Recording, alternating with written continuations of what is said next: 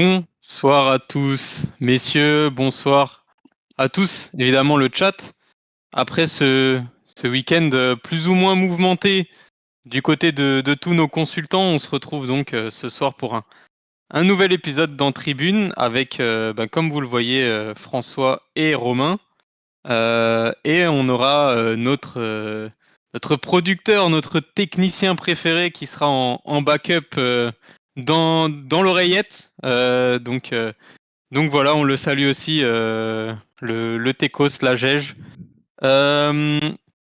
Programme du soir, messieurs, on va commencer évidemment le top flop, hein, c'est notre rubrique phare. Ensuite, on va enchaîner avec le Tour d'Europe. En deuxième partie, François nous présentera un petit débat qu'il avait envie d'évoquer sur le FC Nantes, sur pourquoi ça ne fonctionne pas en ce moment. On reviendra du coup sur l'équipe, sur l'entraîneur. Et puis, on finira cette émission avec la rubrique de Romain en dehors des tribunes. Messieurs, bonsoir à tous. Bonsoir.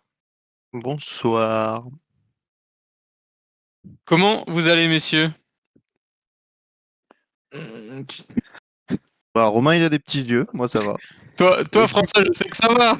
Aucun de tes clubs n'a perdu, mais c'était plus la réaction moi, de tout va Romain. bien. Moi, Bah moi, ils voilà, sont ma leaders, moi ils réaction, sont troisième, tout le monde en Ligue des Champions.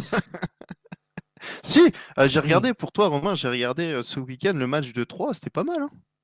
Ah ouais, Il y a eu pas c'était mal pas de mal. suspense en fin de match. Ouais. Je sais pas si On tu a l'as eu vu. un penalty et ça repart. Ouais. Et on dit évidemment salut à Jeff Ruxelland qui nous dit salut les gars. Donc, Bonjour. Salut Jeff. bienvenue à toi, Jeff. Je suis vraiment Messieurs, déçu qu'il n'y en ait pas un qui ait remarqué mon petit jeu de mots avec Renaud Ripard. ouais. Ouais. Si, mais malheureusement, on va parler Non, de j'ai Liga, pas on va pas capté. parler football ce soir, donc on va se contenter de commencer sur le top flop, Penalty. messieurs. Attends, moi j'ai pas compris moi. Renaud Ripard. Un penalty et ça J'ai pas repart, ça compris ton jeu de mots.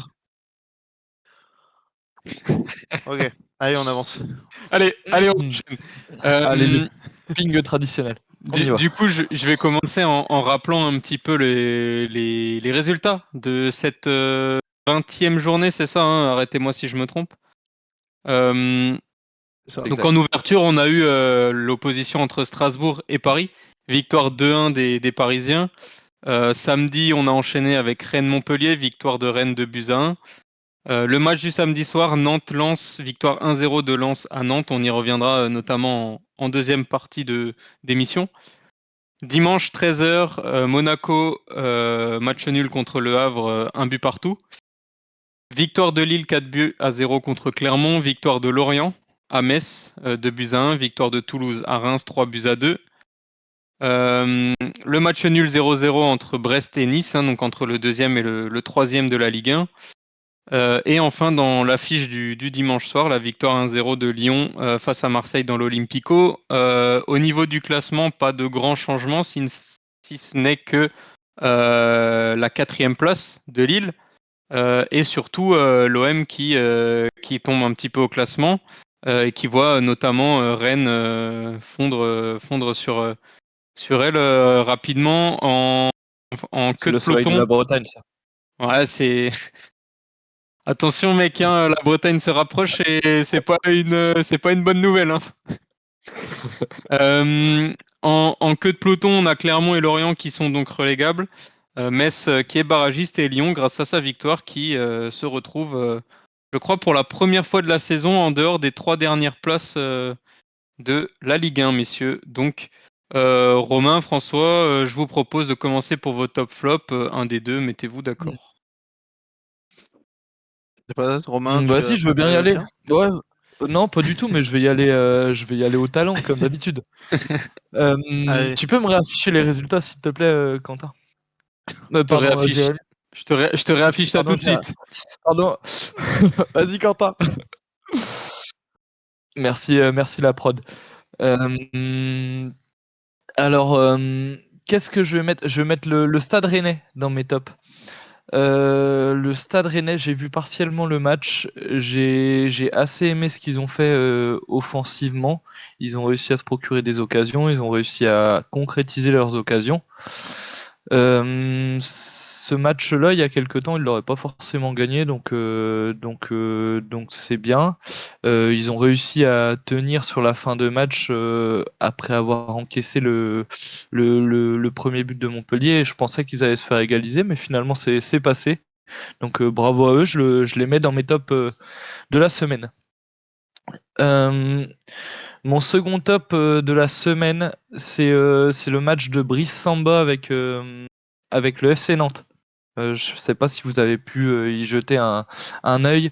Brice Samba, il a eu un petit quart d'heure de folie où il sort 4-5 parades assez impressionnantes. Et voilà, on retrouve un gardien lensois qui est revenu au niveau. Il a eu un- peut-être pas un coup de moins bien, mais tu sentais qu'il portait plus autant son équipe depuis quelque temps. Et là, il a vraiment retrouvé son niveau de l'année passée.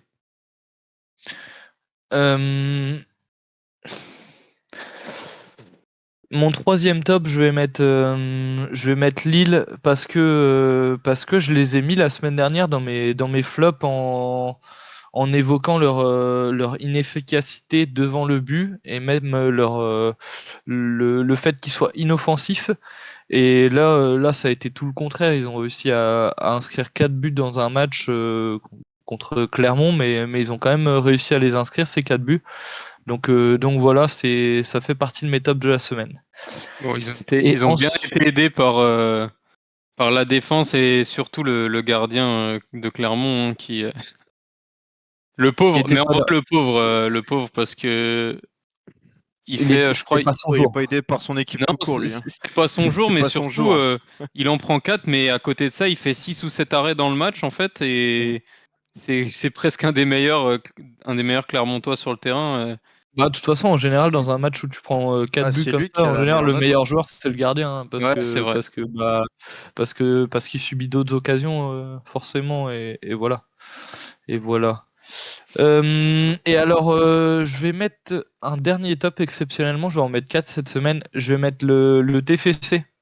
Également, ça fait quelques semaines qu'on tire sur l'ambulance au TFC.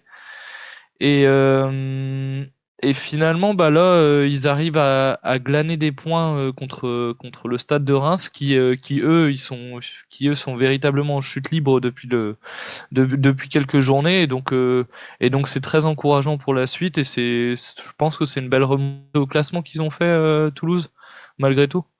Ils doivent avoir gagné Ouais, deux, trois. ils sont 12e à 5 points de la 10e place. Ok, donc c'est très encourageant encore une fois. Mais ils sont 12e à 4 points de la 17e aussi. Oui, Faut pas l'oublier. C'est vrai, c'est vrai.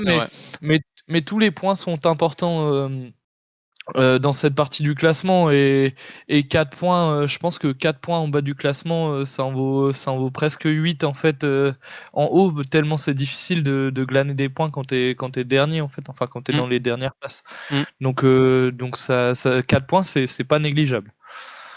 Euh, je vais passer à mes flops.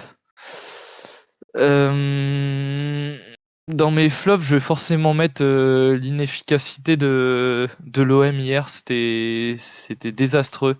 Je crois que le premier ballon dans la surface n'arrive qu'en milieu de deuxième mi-temps pour l'OM. Euh, ils doivent faire 2 ou 3 frappes dans le match, dont la frappe de Harit à la 4e seconde là. Mm. Franchement, c'est difficile à comprendre. Ce qui est encore plus difficile à comprendre, c'est le fait que Klose soit sur le banc tant il a eu d'importance dans le jeu au moment où il est rentré et tant il a apporté quand il est rentré. En fait, tu te demandes un petit peu pourquoi il était sur le banc. Enfin, on le sait, c'était Comme ça, une sanction, c'était une espèce de sanction vis-à-vis de son comportement et du fait qu'il levait le pied pendant les matchs. Mais finalement, tu te dis que tu te prives d'un joueur essentiel à ton effectif Bah oui. Pour Mais une enfin, sanction alors que ça va sanction pas de. forcément bien. Pardon de te couper, mais sanction de Vas-y, je t'en quoi? prie. Il levait le pied, il levait pas forcément le pied sur ses derniers matchs. Il a des blessures, c'est comme tous les autres joueurs. Et puis il y a peut-être aussi le fait qu'ils ont voulu le sanctionner parce qu'il n'est pas parti. Parce qu'on a Mm. appris dernièrement que Villarreal était intéressé pour le récupérer et qu'il aurait refusé Villarreal. Enfin, comment tu peux te Ouais. passer d'un joueur, bon, tu mets Meïté, le Mmh. pauvre gamin, il sort de très très bons matchs en tant que défenseur central. Enfin, en fait, l'attitude de Marseille sur ce match-là était déplorable vis-à-vis de Klose. Tu peux pas te passer d'un arrière droit Mm. comme lui dans une Ah, équipe mais comme ça à Marseille. Mais Ah, moi, je ce qui suis. je me suis choque, entièrement d'accord avec toi. c'est incompréhensible de la part de l'OM, en tout cas. Mmh. Moi, j'y reviendrai plus tard parce que, évidemment, sans spoiler, Marseille fait aussi partie de mes flops et j'y reviendrai plus tard. Du coup, je vais te laisser continuer, Romain, Ouais. avant d'évoquer ce cas-là. Pour finir sur l'OM, donc j'ai été très déçu de l'attaque, notamment. Défensivement, je savais qu'on pouvait prendre. Enfin, de toute façon, on encaisse des buts, hein, c'est certain, mais au vu de l'attaque qui était alignée, je m'attendais à beaucoup mieux, surtout avec les revenants de la CAN. Donc ouais, je suis très déçu. Finalement, tu vois qu'on a énormément de lacunes également au milieu de terrain. Le petit Jean Onana là qui est arrivé, il est gentil, hein, mais il est gentil. Et C'est vous tout. voyez les deux mecs là qui sont juste ici là. Franchement, je pensais pas dire ça un jour, mais le duo Ronge et tout là, il me manque un petit peu les samedis et dimanches. Franchement, ça devient compliqué. Les deux sont blessés? Verretou était blessé, oui, et Rongier Suspendu, non? va revenir. Non, non, il était Ah, blessé, Verretou. Et Rongier est ah, aussi ok. blessé, mais il devrait revenir d'ici Rongier, quelques ça fait semaines. un bail maintenant qu'il est Bah blessé, ouais, hein. Rongier, je pense qu'il est 4 blessé mois. depuis octobre. Ouais, j'allais Ouais, dire. ok, ouais. Il avait 4-5 mois de convalescence. Ouais. Ah ouais, d'accord, ok. Donc bon, et finalement, tu Mais te rends compte même, il que. manque. Bah, vas-y, Vas-y, vas-y. François. Non, je disais, et puis il te manque aussi Kondogbia, hein, qui a fait du bien dernièrement au milieu de terrain, qui a pallié l'absence de Rongier. Parce que Ouais, Onana, hier, comme tu l'as dit, Ah, j'entends, Onana, j'entends Onana Kondogbia. il a joué. Ah oui, Kondogbia est au-dessus de Onana et il a fait du Oui, bien c'est sur les certain. derniers matchs où il était présent. Mais le duo là que j'évoquais, là, le Rongier-Verretou, je crois que je l'ai déjà dit en live. Pour moi, cette doublette là, je la trouve hyper complémentaire et pour Mm. moi, c'est l'un des meilleurs milieux de terrain de Ligue 1, cette doublette. Donc ouais, et Verretou, on a beau dire ce qu'on en veut, que c'est pas un joueur Joga Bonito, enfin c'est pas c'est pas hyper académique tout le temps, mais il fait le boulot physiquement et je le trouve assez précis sur toutes les transmissions qu'il fait. Et ça, c'est ce qui nous manque, c'est la transition vers l'avant. Et voilà, j'espère que ça changera rapidement avec un retour d'un de ces deux gars-là. Ensuite, on va changer de flop. Dans mes flops, je vais mettre l'OGC Nice. Parce que bah, pour les mêmes raisons que d'habitude, hein, l'OGC Nice, j'ai l'impression qu'on se fait chier à chaque match, hein. Désolé pour la vulgarité, mais encore un match sans marquer. Je pense que c'est pas le premier cette année et je pense pas que ce soit le dernier. Terem Moffi ne va pas revenir tout de suite de la CAN a priori. Il devrait revenir que milieu de semaine prochaine. Après, Bah, disons, c'est ça? soit il est dispo pour le week-end prochain, soit ce Ouais. sera après le week-end prochain. Week-end d'après. Mm. Donc ouais, c'est. Mais en fait, le problème il vient pas forcément de Mofi parce que déjà avec Mofi, c'était pas non plus transcendant devant quoi. Donc bon. Bah, Et c'est le mon style de jeu qui fait ça. Ouais, aussi, ouais. ouais, ouais, ouais, est-ce qu'il faut pas remettre en cause le style de jeu peut-être du coup? Enfin bref, c'est un autre débat. C'est un autre débat. Euh, Et dans mes derniers flops, enfin dans mon dernier flop, je sais pas quoi mettre. Si j'avais envie de mettre, alors je vais sortir un fait qui est anecdotique dans la journée, mais j'avais envie de mettre le tacle du Nantais là sur le Lensois qui est non sanctionné Mm. par l'arbitre là. Le tacle, les deux pieds décollés sur le genou ou tibia du Lensois. Donc qui n'est pas du tout sanctionné. Donc voilà, petit bémol sur le joueur nantais qui a réalisé cette prouesse. Et petit bémol encore une fois sur l'arbitrage qui était lamentable. Incroyable, encore une fois. Voilà. Ok, merci, merci Romain. François, est-ce que tu veux enchaîner pour tes top flops? Salut Caro. Salut Salut. Caro. Salut Caro. Alors, bon, moi j'ai vu quasiment tous les matchs, hormis un où que je n'ai pas, dont je ne parlais pas, c'était Monaco-Le Havre que je n'ai pas regardé. Je vais démarrer Ok, sur je le suis là match pour en entre parler. Strasbourg et Paris. Oui, bah justement, je te le laisse, parce que c'est le seul que j'ai pas regardé ce week-end. Alors, entre Strasbourg et le PSG en top, j'ai mis le match d'Asensio, qui est beaucoup Mm. plus régulier depuis ses 2 derniers matchs, qui a planté aussi 2 buts lors de ses 2 dernières rencontres. Match réussi pour l'Espagnol. Sur le premier but, il est quand même à l'initiative du contre pour la réalisation d'Mbappé. Et il est aussi à la finition sur le second but. Asensio, pour moi, revient et je trouve à un très très bon moment, là où on voit Paris un petit peu dans le dur. En top, j'ai mis aussi le match de Donnarumma, comme son compère espagnol. Le portier italien devient de plus en plus décisif dans les matchs. Il a encore prouvé, notamment sur le début de match face à Strasbourg avec son énorme parade au bout de 30 secondes de jeu. Le face-à-face, si je dis pas de bêtises, c'est avec Habib Diarra, je crois. J'ai mis aussi en top les occasions d'Mbappé. Alors, je mets pas le match d'Mbappé, mais plutôt ses occasions, comme notamment son premier but, hein, où il marque le but était grand ouvert, pardon, ou surtout notamment avec la magnifique passe décisive de l'extérieur du pied pour Asensio. J'ai mis aussi en top le match des Strasbourgeois. Sur le papier, c'était pas gagné d'avance, mais les joueurs de Vira ont su directement mettre de la pression sur les joueurs du PSG dès le début de match.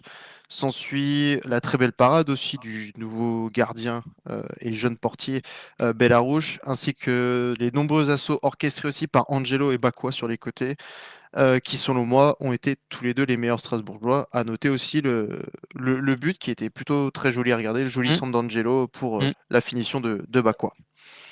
En flop, j'ai mis la jeunesse strasbourgeoise. Le mercato a fait beaucoup de mal à cette équipe, notamment avec la vente de Matsels dans les dernières heures du mercato, pour moi qui est la plus grosse bêtise de ce mercato. Ça ne reste que Oui, mon avis. clairement, ouais.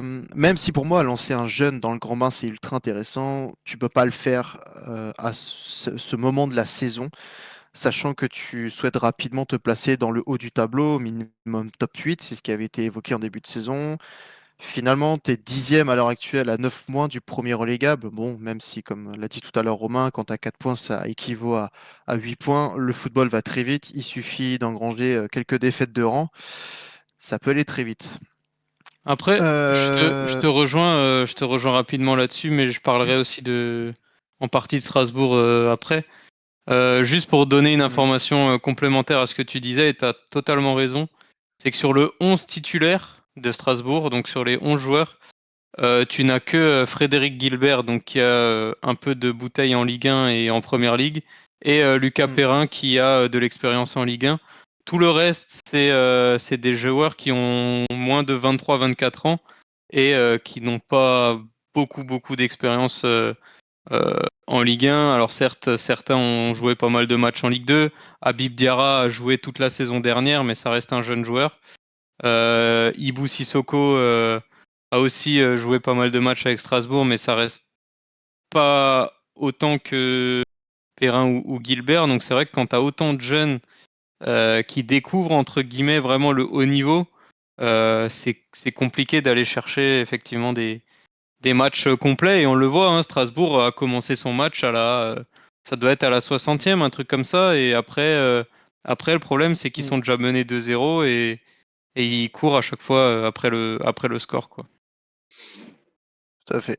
Hmm, Voilà, je te laisse continuer, François, excuse-moi. ça marche.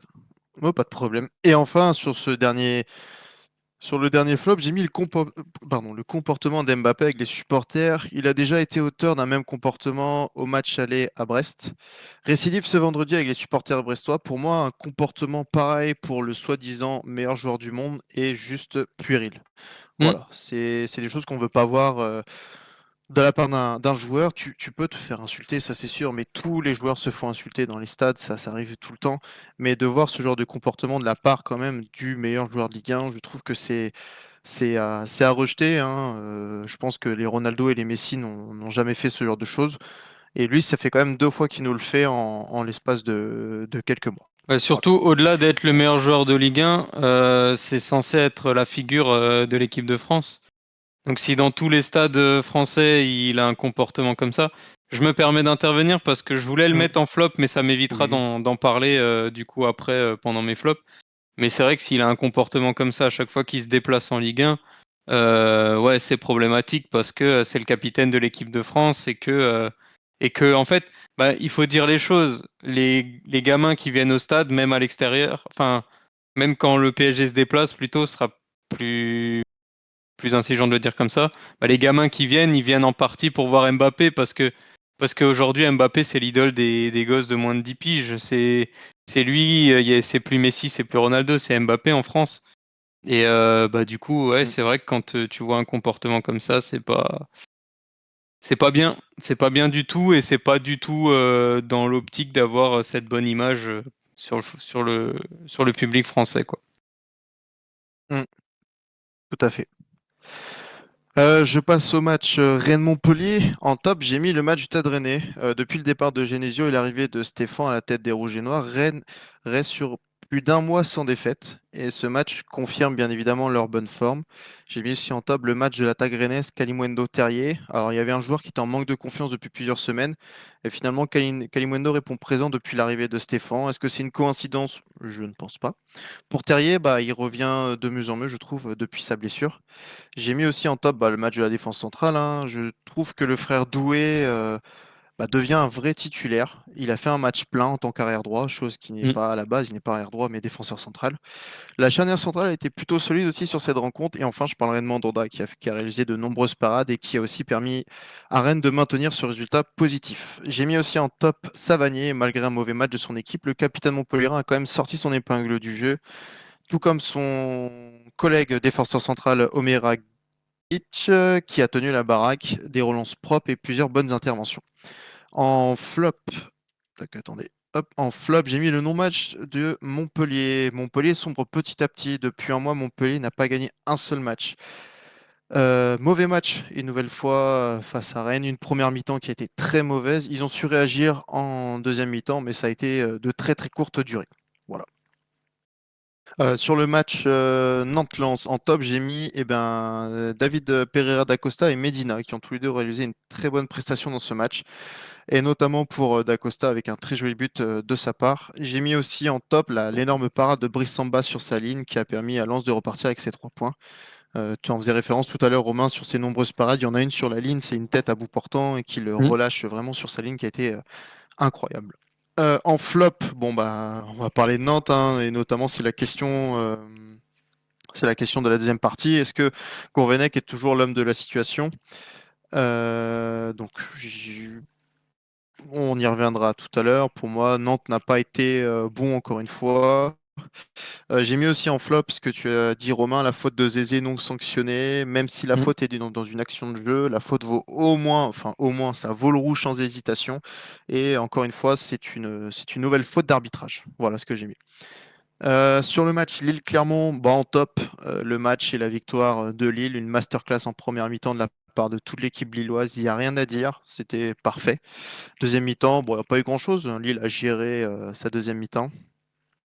En flop, Clermont, on pensait que Clermont allait remonter la pente suite à leur match nul face à Strasbourg et leur victoire face à Nantes. Mais ce dimanche, ils n'ont pas vu le jour. Ils ont été acculés par les offensifs de Lille et ça a été pour moi l'un des plus mauvais matchs de Clermont cette saison. Ensuite, je passe sur le match de Reims-Toulouse. J'ai mis en top la première mi-temps de Toulouse qui a mis à l'amende le stade de Reims. En top aussi la fin de match palpitante pour la réduction du score en 20 pour Reims. En top, j'ai mis aussi Thomas. C'est un peu comme Savanier, il a su se rendre. Il a su se rendre. Il a su se rendre.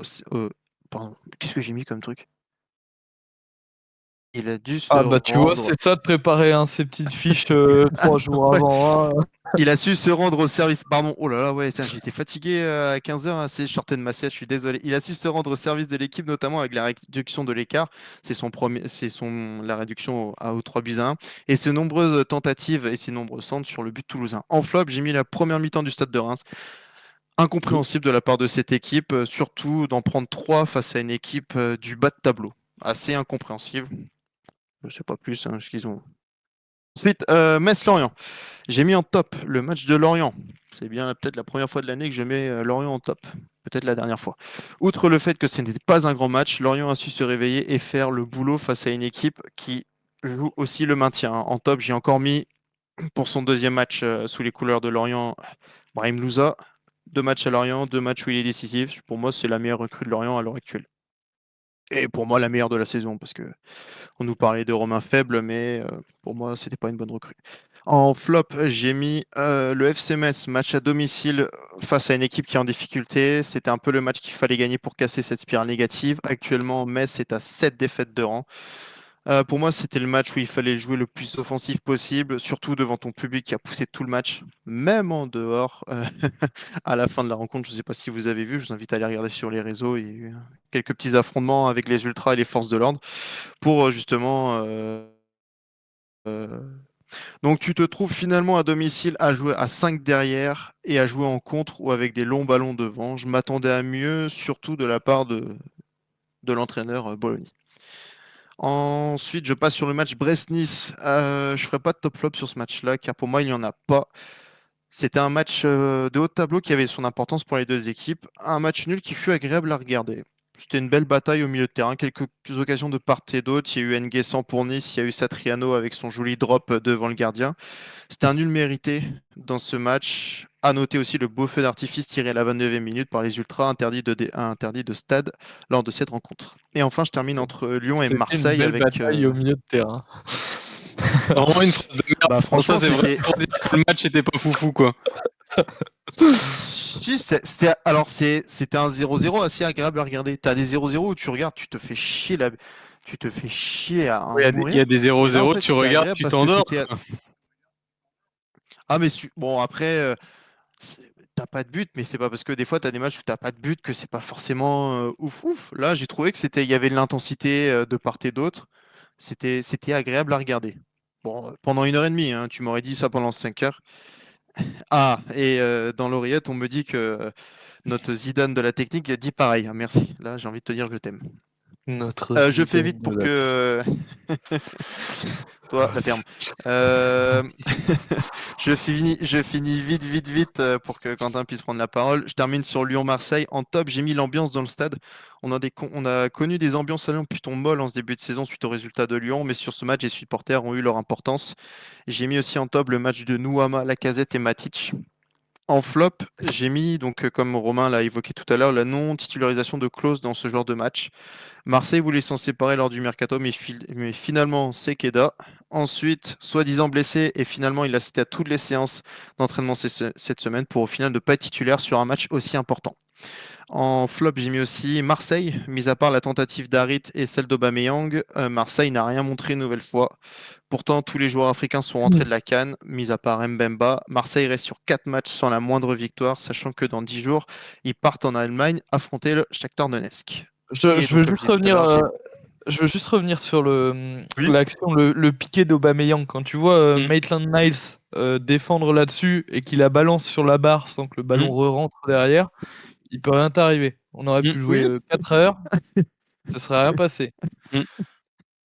Voilà, tout ce que j'avais à Par dire. contre, la frappe d'Harit, il a une sacrée paire de cojones pour la tenter. Dès le début de Ouais. match, la taper sur la barre, il la met, c'est le but de l'année. Et par contre, tu te Oui. rends compte que Lopez, c'est plus le Lopez d'il y a quelques années, hein, parce que en vrai, franchement, celle-là, alors l'expression, si elle est dedans, c'est pareil. Je suis pas hyper fan de cette expression, mais là, en l'occurrence, si elle est 3 centimètres plus bas, ça change rien du tout. Le Lopez, il peut rien y voir, quoi. Ouais, bah, il est battu. D'ailleurs, je sais pas si tu vois, mais sur la frappe, justement, sur le ralenti, tu vois qu'elle tape la barre et Lopez, il fait le mouvement. Et quand elle revient en jeu, Il la il touche. la touche Ouais. et elle dévie un peu. Mm. Non, mais oui. Non, mais il pouvait rien arriver à Lyon hier soir, je Non, non, pense. ils avaient la baraka de ouf. Mm. Mais je les ai trouvés assez Donc, intéressants défensivement, malgré tout. Leur repli défensif était vraiment assez intense et ils ont su combler tous les espaces en fait derrière et c'est vrai que derrière des gars comme Iliman Ndiaye ils ont eu très peu d'espace pour se faufiler et se créer des occasions dignes de ce nom quoi. Mais bref. ah bah Lyon, Ouais, pour l'instant, c'est le match le plus accompli de la saison, ouais, hein. C'est ouais, très ouais. clair, hein. Y a pas à redire, hein. Mm. Donc voilà, j'ai fini mon top flop. Ok, Merci Tu bah François. peux te lancer, merci, Quentin.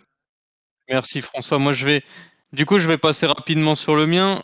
Dans les tops, finalement j'avais mis à peu près toutes les équipes de cette 20e journée de Ligue 1 parce que on évoquait le manque de spectacle et de buts les dernières semaines.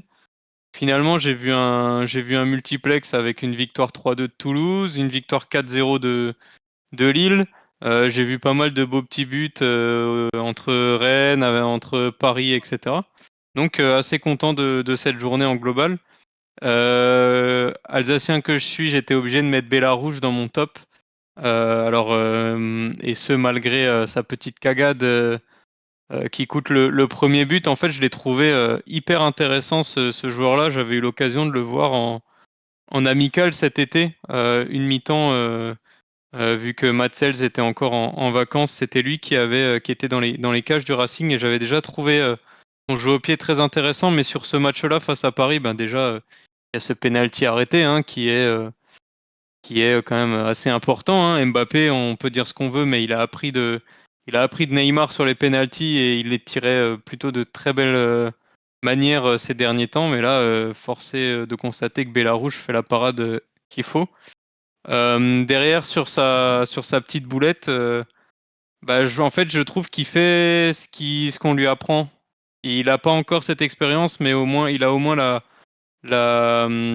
comment dire, la lucidité de pas dégager dans l'axe comme Mandanda en finale d'Europa League. Et ce qu'il veut faire, c'est bien, c'est dégager sur le côté. Le problème, c'est qu'il regarde pas tout le terrain. Il voit simplement que devant lui, il y a rien. Du coup, il se dit, il dégage. Le problème, c'est qu'il y a Asensio qui arrive dans son champ de vision très tardivement. Donc, ça fait c'est contré. Mais après, sur le reste, j'ai trouvé assez bon. Deux, trois relances au pied extrêmement intéressantes, assez solides dans sa surface. Donc voilà, un bon top pour un premier match en Ligue 1. À 22 ans, c'est pas mal pour un gardien. Et enfin, ben, François, je vais te rejoindre sur Lorient. Hein. Vrai bon match hein, de Lorient pour la première fois depuis très longtemps. C'est exactement ce que j'ai noté, c'est exactement ce que tu as dit. Alors certes, c'était face à Metz hein, qui est malade, mais ça fait du bien de revoir cette équipe de Lorient jouer avec les tripes et avec l'envie. Mais oui, après, oui, je suis pas en train de dire qu'ils vont gagner la Ligue des Champions, mais au moins, Non, non, mais ils sont bien là où ils sont quand même. oui, oui, moi, tu sais, Fatigué. qu'ils soient là en bas ou là en haut, moi, je m'en fous. Moi, ce que je me dis, c'est que ça fait plaisir de les voir un petit peu relever la tête parce que c'était dur pour eux les derniers mois. Dans les flops, messieurs, alors je vais évoquer, bah, vous avez déjà quasiment tout dit hein, sur Marseille. Je vais me répéter, mais on trouvait des circonstances atténuantes au mois de janvier par rapport par rapport à la CAN. Là, comme l'a dit François, Romain, toi aussi tu l'as évoqué. Euh, Unai est de retour, Harit est de retour, Ndiaye est de retour, Ismail Assar est de retour. Et pourtant, il se passe rien. Moi, ce que j'avais envie de souligner, c'était les bons matchs entre guillemets de Marseille avec cette défense à 5. Donc avec Klaus en piston droit. Ils perdent Renan Lodi au mercato, ils le remplacent par Quentin Merlin qui est un très bon piston gauche aussi. Et ben du coup sur son premier match, il aligne un 4-2-3-1 avec le pauvre Bamo Meïté envoyé au front avec un pistolet à bulles et un sac poubelle en guise de pare-balles sur son côté droit là-bas, et le pauvre, il pouvait rien faire. Je comprends pas trop les choix de Gattuso quand il a autant de j'allais dire autant de joueurs à disposition, mais surtout avec le retour d'autant de joueurs. Mettre de nouveau Ndiaye sur un côté, alors on l'a vu qu'en 10, il était très très bon. Enfin, il y a plein de choix comme ça qui sont très discutables, et évidemment, le choix le plus discutable, je vais pas revenir dessus longtemps, c'est la mise à l'écart de Jonathan Klaus du 11 de départ, hein, qui est invraisemblable. Hein. Pour moi, c'est dans le top 3 des Marseillais cette saison et pas troisième. Donc ouais, pas mal de mauvais choix, et il faudrait pas que ça coûte la saison à l'OM. Dans mes flops, alors François, toi, tu as évoqué dans tes tops la première mi-temps de Toulouse. Moi, dans mes flops, j'ai envie d'évoquer la deuxième mi-temps de Toulouse, parce que pour une fois qu'ils étaient à l'abri, ils menaient 3-0, ils étaient bien. Ils se sont fait peur, mais jusqu'à la fin, et moi j'y ai cru jusqu'à la fin qu'ils allaient le manger ce troisième, tellement ils se cagaient dessus. Le premier but, déjà on a senti c'était un peu fébrile. Quand ils ont encaissé le deuxième, là tu commences à te dire ils vont le manger le troisième vu leur match leur match récent. Et au final ils ont tenu, donc c'est très bien pour Toulouse qui reprend des points, mais c'est pas vraiment une victoire avec la manière, quoi. Même si c'est à Reims, c'est que c'est pas facile. Et enfin, mon dernier flop, évidemment, hein, c'est l'AS Monaco de Youssouf Fofana. Vu qu'il n'arrive pas à marquer dans les buts adverses, il marque dans ses propres buts, ce gros con. Donc, non, mais moi, je veux bien rester calme, mais au bout d'un moment, t'es à domicile. Avant le match, t'as l'entraîneur qui dit: ouais, c'est bien de jouer à l'extérieur parce qu'il y a de l'ambiance, mais bon, on aime bien jouer à Monaco. Heureusement que t'aimes bien jouer à domicile, gros con, va. Enfin bref, il y a tellement de C'était à choses qui guichet vont. fermé hier. Ouais, c'était à guichet fermé, mais parce que personne ne veut y aller, quoi. Non, mais tout le match, les commentateurs se foutaient de la gueule. Les commentateurs se foutaient de la gueule de Monaco, parce que tout le match, on entendait Lucas Elsner sur le banc, en fait. Vraiment, on avait un micro pour Elsner, et on entendait tout ce qu'il disait. D'ailleurs, c'était assez intéressant. Mais Monaco, à part le but qu'ils mettent, le reste, c'est compliqué. 2 minutes après avoir ouvert le score, tu peux pas encaisser un but comme ça, où ton milieu de terrain, qui est international, qui est censé être la plaque tournante de ton équipe, il peut pas coller une Zlatan comme ça dans sa surface et mettre le ballon au fond des filets, c'est pas possible. Monaco est passé pas loin de la défaite. Ils avaient déjà été tenus en échec face à Wavre au match aller. Rebelote au match retour, mais cette fois-ci à Louis II. Et je crois que Monaco a pris 5 points sur ses 5 derniers matchs. Je sais pas, il y a un truc qui fait que ça fonctionne pas en ce moment. C'est pas bon. Ce qu'on voit sur le terrain, c'est assez faible. Golovin a On peut joué. Golovin, ouais, non, mais on peut dire merci à Golovin et à Ben Yedder qui ont été assez incroyables hier, et heureusement qu'ils sont là, parce que sinon je pense que le score n'est pas pareil. C'est J'attends de quoi? voir le retour. C'est la jeunesse de l'effectif, du coup? Parce que j'ai vu que Ben Seguir a joué hier. Je sais pas, non, Ben Seguir a pas été si mauvais, mais en défense, Kerrer, il est loin d'être fantastique. Zingo est un gros manque en défense centrale. Pareil pour Mohamed Kamara, qui est encore à la CAN. Vanderson n'a pas été flamboyant. Les pistons sont pas fous. Caio Henrique manque beaucoup à cette équipe. Et puis après, Minamino revenait du Qatar. 24 heures avant, il avait joué un match en Coupe d'Asie des Nations, et là, il le fait rentrer. C'est un aveu de faiblesse, parce que t'arrives pas à gagner ce match plus facilement face à un promu, mais voilà, un peu déçu de Monaco en ce moment, et j'aimerais bien que le vent tourne, parce que sinon, je sens qu'on va vite être éjecté des places européennes. Donc voilà pour mon top flop, messieurs. Est-ce que quelqu'un a envie de rajouter quelque chose qui n'a pas été évoqué, ou on peut transitionner vers le Tour d'Europe? On peut transitionner. Alors, on transitionne.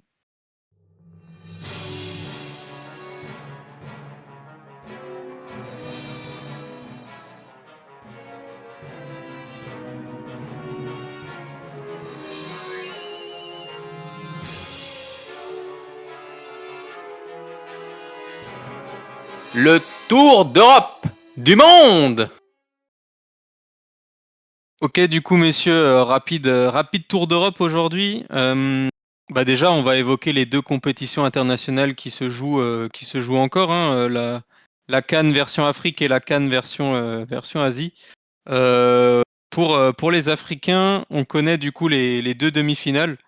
Ce sera d'une part Nigeria, Afrique du Sud, avec le Nigeria finalement qui fait pratiquement une, une Coupe d'Afrique des Nations irréprochable, hein, qu'on n'attendait pas forcément à ce niveau dû au fait de la faiblesse défensive, mais qui, forcé de constater, sont assez bons. Et d'autre part, l'Afrique du Sud qui a sorti une séance de tir au but assez incroyable. Je ne sais pas si vous avez vu le gardien Sudaf qui a sorti tous les tirs au but. L'autre demi-finale, ce sera le pays hôte, hein, la Côte d'Ivoire, face à la République démocratique du Congo. Donc Mbemba encore engagé dans cette Coupe d'Afrique. Et la Côte d'Ivoire qui revient de très très loin, hein, ils sont repêchés en tant que pire meilleur troisième. Ils passent pas loin face au Sénégal, ils repassent pas loin face au Mali, pardon, je crois que c'était ou à la Guinée, un des deux, je sais plus maintenant. C'est de nouveau La Guinée. à la Guinée, Non, voilà. le dernier match, tu dis? Ouais, le dernier match, ouais. Ah là, quand ils ont. Non, c'était le Mali, face au Le Mali. Mali. Ouais, voilà, donc le Mali. Pareil, hein, c'est très très compliqué. Mais voilà, on verra ce que ça donne. Donc mercredi, les 2 matchs se joueront à 19h et à 21h, je crois. Au niveau de la CAN en Asie, alors il y a quelques surprises. C'est que déjà, on va voir la Jordanie, donc du Montpellierin Altamari, hein, en demi-finale, face à la Corée du Sud. Donc la Corée, elle fait figure de grande favorite, évidemment, hein. Avec le Japon, c'était un des deux pressentis pour aller chercher la victoire finale dans cette Coupe d'Asie. Et puis, finalement, dans l'autre demi-finale, le Japon a été éliminé samedi, battu par l'Iran. Donc le Japon ne verra pas les demi-finales. Et l'Iran ira défier donc le pays hôte, le Qatar, en demi-finale de Coupe d'Asie. Ça aussi, ce sera courant de cette semaine pour les demi-finales, vu que la finale se jouera sûrement ce week-end. Messieurs, pour parler un petit peu des championnats étrangers, j'ai retenu la victoire d'Arsenal contre Liverpool parce que j'ai regardé ce match-là, qui était un match assez fou. Alors, on sait qu'en ce moment, hein, il y a beaucoup de maladies qui tournent dans l'air, hein. François, voilà, tu diras pas le contraire. Mais sache que tu n'es pas le seul, hein. Alisson a attrapé le Covid du football, hein. Vraiment, sur ce match-là, c'était assez compliqué. J'avais une question pour vous, messieurs. Du coup, avec cette victoire pour Arsenal, est-ce que vous savez me dire à combien de points ils reviennent euh, en- par rapport à la tête de la Première Ligue? Un Alors, point. tu prends. Ouais, j'ai dit un point, j'aurais dit un point ou deux aussi, mais parce que t'as City, il leur manque 2 matchs là. Ouais.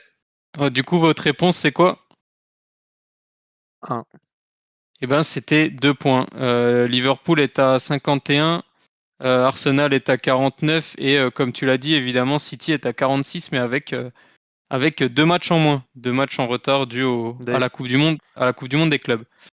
Euh, d'ailleurs, il joue actuellement là. ouais, d'ailleurs, ils jouent ce soir Il- Et ils perdent 1-0 d'ailleurs. face à But de Brentford. Neil Maupay. Ok, du coup c'est intéressant ça pour tous les supporters de Liverpool et d'Arsenal. Messieurs, en passant par la Serie A, on va évidemment parler du meilleur joueur français de l'histoire, hein, Olivier Giroud, de nouveau buteur et passeur lors de la victoire du Milan AC. Petite question pour vous, uniquement en Serie A, combien de buts et passes décisives confondus pour Olivier Giroud cette saison? Les deux ensemble. Ouais, but plus passe décisive. 16. Ok, 16 pour J'aurais dit Romain. 18. Ok, bah François, t'es plus proche. 19 buts. 19 buts et passes D, pardon. 11 buts pour Giroud et 8 passes décisives. Il est meilleur passeur de la Serie A, Olivier Giroud. Je suis allé aussi faire un petit détour en Allemagne. Alors évidemment, je vais pas vous parler de la D3. Je laisse ça à mon insider préféré, mais je pense que ça peut vite vous saouler. Donc je suis resté sur la Bundesliga. Euh, mais je vais parler de Cologne-Francfort, puisque Cologne a gagné face à l'Eintracht, hein, qui n'est plus l'Eintracht qu'on a connu il y a 1 ou 2 saisons. Première minute, très intéressante malgré la défaite de Ekitike sous ses nouvelles couleurs. Euh, Messieurs, j'avais une question pour vous. Cologne, hein, qui était un petit peu dans une spirale négative, sur combien de matchs sans victoire en championnat il restait avant cette victoire-là, les joueurs de Cologne? 9. 9 pour François. Romain? 9. Tu peux me donner le classement de Cologne ou pas? C'est J'ai possible pas ça? en tête, mais ils doivent être vers entre la 13e et la 16e place, je dirais. Ok. Ouais, je dirais. Allez, je vais tenter un coup de poker et je vais dire plus que François, je veux dire 10. Eh non, Cologne était sur 6 matchs sans défaite, 6 matchs sans victoire, pardon.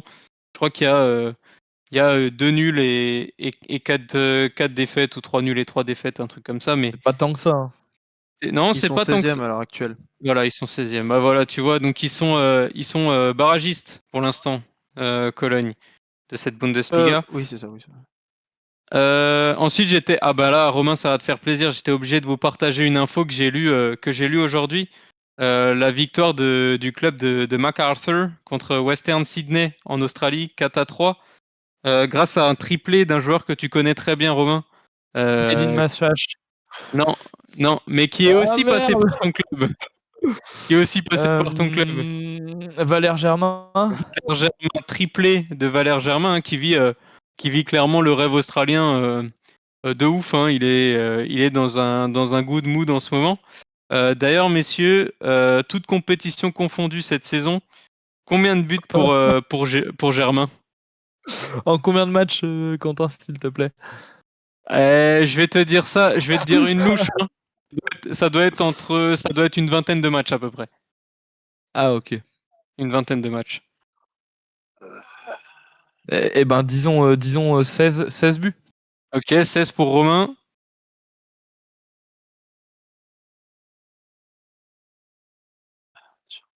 Va me falloir un chiffre, François. 15. Romain, t'as pas de chance, hein, parce que c'était 14 buts, hein, donc François est encore au plus proche. Alors 14 Passe buts, encore une bonne soirée, moi, dans le prolongement du dimanche. Super. 14 C'est buts génial. pour Germain. Alors est-ce qu'on verra finalement tel André-Pierre Gignac en 2012, est-ce qu'on verra Germain à l'Euro 2024? Ça, on le saura dans quelques mois, messieurs. Et enfin, je finis par une petite info aussi assez importante. On va parler football féminin, on le fait pas souvent, et on va parler de la D1 Arkema. Alors c'est Tour d'Europe, mais ça reste en dehors de la Ligue 1, on va dire. Il y a une légende du football féminin français qui a battu un record de buts dans son club ce week-end. C'est Eugénie Le Sommer qui a été auteur d'un doublé.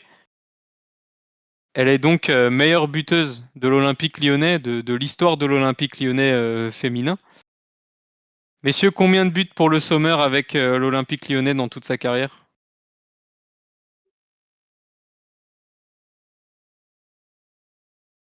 50. Mais c'est difficile parce que c'est presque du handball, en vrai. Dans toute sa carrière, toute compétition confondue. Toute sa carrière, toute compétition confondue. Je T'as rappelle que dit c'est combien, un François? record, hein. François, Record t'as dit historique. combien? J'ai dit 50, moi. Quoi? 50, j'ai T'as dit. dit 50? Je sais pas, je pense qu'il y en a Moi, au je moins change. 200. Je pense qu'il y en a au moins 200. Ah ouais. Bah attends, elle doit mettre 8 buts par match à peu près. Franchement, Romain, franchement, du au coup, même titre que tu me dis Messi. quoi? je dis 200. Ok, François, je reste sur 50 ou... Bah, j'ai dit 50, je vais pas monter. Non, Non, c'est, sur 50, je vois. elle a marqué du coup son 299e et 300e but ce week-end avec l'Olympique Lyonnais. En combien de matchs? Je t'invite à faire la transition sur la deuxième partie et je te donnerai l'info dès que je l'ai. En gros, ça Ça voulait dire, marche. je t'invite à aller te faire voir. Bah, Ah, François, continuons je alors. Et ben t'invite à donc, on continuer va alors. pouvoir continuer le temps que tu fasses tes recherches. On passe sur la seconde partie. Ce sera avec moi du coup pour le débat de la seconde partie. On parlera du coup du FC Kita, le FC Nantes. Donc on va parler un petit peu de leur situation. Déjà, quel est le problème au FC Nantes? Est-ce que c'est un problème de joueur, un problème d'entraîneur? Si c'est un problème d'entraîneur, est-ce que Jocelyn Gourvenec doit rester à la tête du FC Nantes? Messieurs, j'attends vos analyses pour ce petit débat de deuxième partie. Quel est le problème dans ce club? Vas-y Romain, hein, je suis en train de faire mes recherches. Ah, mais là, c'est pas un cadeau que tu me fais, hein. Ah non. Euh, ah, putain. Sinon, si tu veux, je Alors, commence, hein. Moi, j'ai des trucs à non, dire, mais hein. alors, quel est le problème dans ce club? Ce club, historiquement, il appartient à Valdemarquita depuis des années, depuis des dizaines d'années même. Euh, 2007 il y exactement. a, ok, il y a l'aspect sportif qui rentre en compte évidemment depuis quelques années maintenant où Nantes frôle la relégation. Ils ont quand même glané une Coupe de France malgré tout, mais c'est un peu l'arbre qui cache la forêt d'ailleurs. Mais le problème de fond, je pense qu'il est avant tout au niveau, euh, au niveau de la direction de ce club. Et c'est pas la première année que c'est flagrant. Là, le fait marquant qui me montre ça, c'est le départ de Quentin Merlin, par exemple, à Marseille. Donc, tu vends à un club de Ligue 1 un joueur qui était essentiel pour le maintien du FC Nantes cette année. Enfin, ce genre de choses, par exemple, ça a dû arriver quelques autres fois. On parlera pas de la gestion du cas. Euh, Emiliano Sala qui avait été envoyé à Cardiff alors que lui n'était pas forcément d'accord. Enfin, il y a tout un tas de, de problèmes au niveau de la direction qui font que ça ne marche pas. Il y a eu des erreurs de casting également. On pense au pote, à notre technicien préféré, là, Raymond Domenech. Qu'est-ce qu'il y a eu d'autre? Après, cela dit, le choix de Jocelyn Gourvenec, il est quand même intéressant là parce que c'est un mec habitué au poste. C'est un petit peu un pompier de service, on va dire. C'est un peu un choix à la Antonetti ou à la Pascal Dupraz, quoi. Enfin, c'est un bon choix pour se maintenir en Ligue 1. Mais ouais, je pense, moi, mon avis, c'est un problème de direction essentiellement. Et ce problème de direction, il commence déjà enfin, à déteindre maintenant sur les résultats sportifs. Non, tu viens de me dire que Gourvenec est intéressant pour cette situation-là. Bah, je dis pas que Malade ou quoi? je dis que c'est pas une erreur de casting, du moins. Mais complètement zinzin, toi. Écoute, Wow. Ah non, François, tu peux pas dire ça.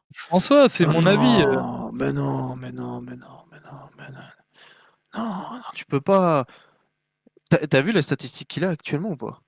Non, dis-moi. Il a la même statistique que le pote de Jérémy. 4 défaites, 2 nuls. C'est le départ le plus pourri comme entraîneur. Comme Raymond Domenech. C'est le Ouais, mais même combat à l'heure actuelle. il a Alors joué que quoi tu comme avais match? Pierre Aristouille juste avant lui, qui était 11e de Ligue 1. Il a joué quoi comme match? Bah, il a joué quoi?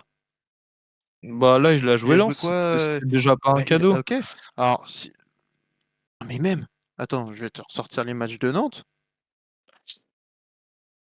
Mais si vous avez d'autres débats, si tu as quelque chose à dire aussi, Quentin, là-dessus, Bah, déjà, il est déjà, avec je, Clermont. Hein.